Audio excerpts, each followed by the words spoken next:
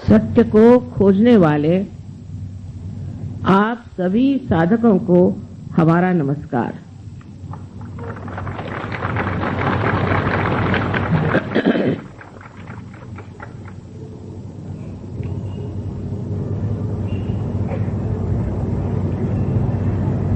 हम अंदर से न जाने कुछ खोजते रहते हैं। संतोष हमारे अंदर नहीं और कोई भी चीज बर्दाश्त करने की हमारे अंदर शक्ति नहीं है। माफ करिए, मैं नेपाली भाषा नहीं जानती हूँ और मुझे अनेक देशों में जाना पड़ता है। कम से कम नेपाल में मैं हिंदी में बोल सकती हूँ।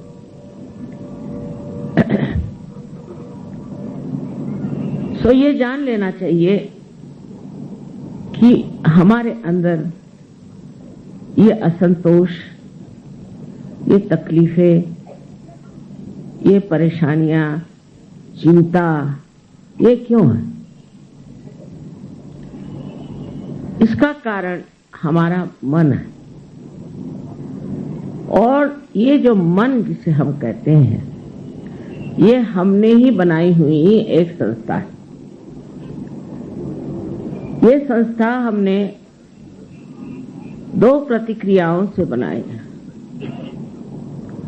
एक तो हमारे अंदर जब अहंकार हो जाता है तो उस अहंकार के कारण हम प्रतिक्रिया करते हैं। कोई हमारा अपमान करे या किसी पर हमें गुस्सा हो या हम किसी को नाश करना चाहें, इस सब चीजों से एक हमारे अंदर विचारों का बड़ा भारी तूफान उठ जाता है और उसी के बुलबुले तैयार हो जाते हैं। और दूसरी तरफ हमारी प्रतिक्रिया होती है वो हमारे संस्कारों से। सुसंस्कार कम है, कुसंस्कार ज्यादा। उन संस्कारों के कारण भी हमारे अंदर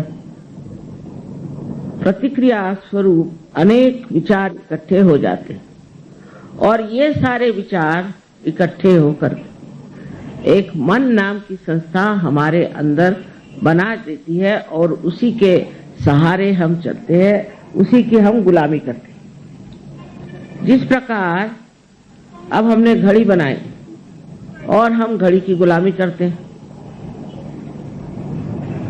हम घड़ी की गुलामी करते हैं और उस गुलामी के सहारे हम बंधे चले जाते हैं। हमने कंप्यूटर बनाया, अब उसकी गुलामी करते हैं। इसी प्रकार हमने ये मन बनाया है और इसी की हम गुलामी करते हैं। ये तो कॉमन चले जा रहे हैं।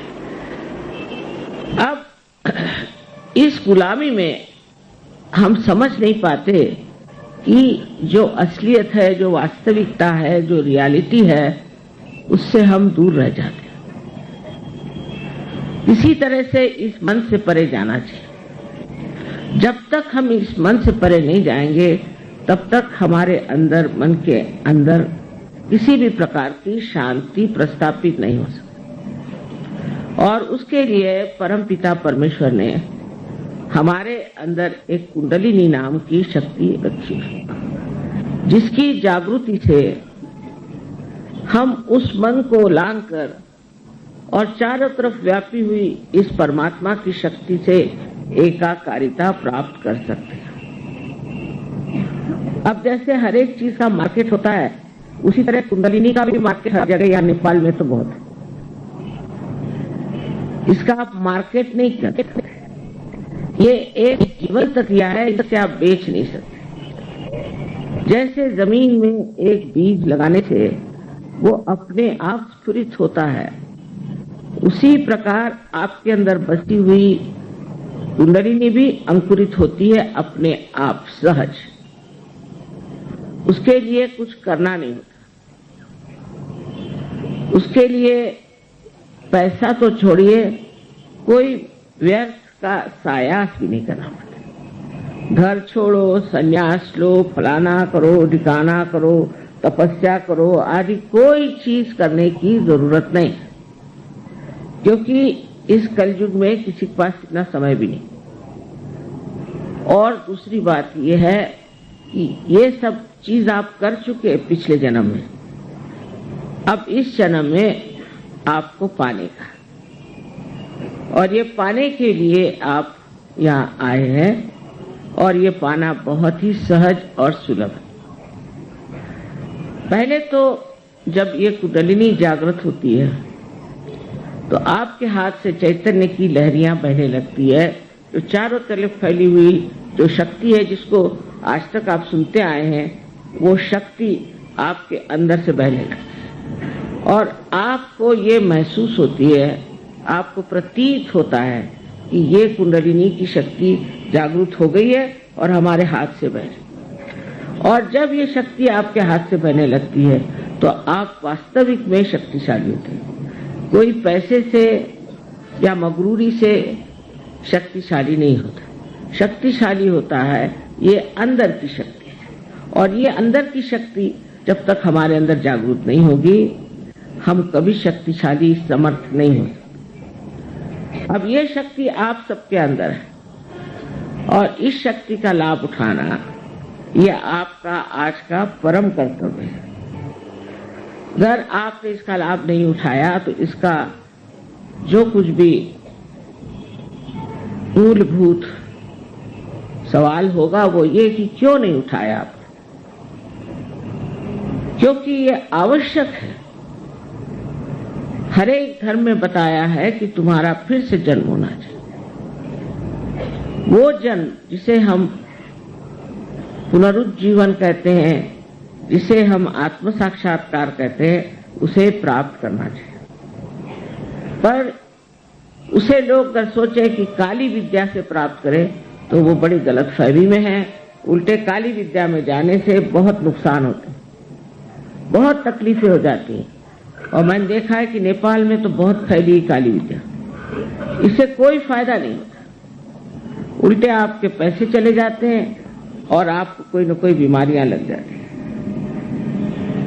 बहुत जरूरी है कि आप इस आत्म साक्षात्कार को प्राप्त करें। इसके प्रकाश में आपको पूर्ण शांति प्राप्त होगी। इतना ही नहीं, लेकिन इसके प्रकाश में आपको केवल सत्य जो है, एब्सोल्यूट ट्रूथ जो है, वो पता होगा।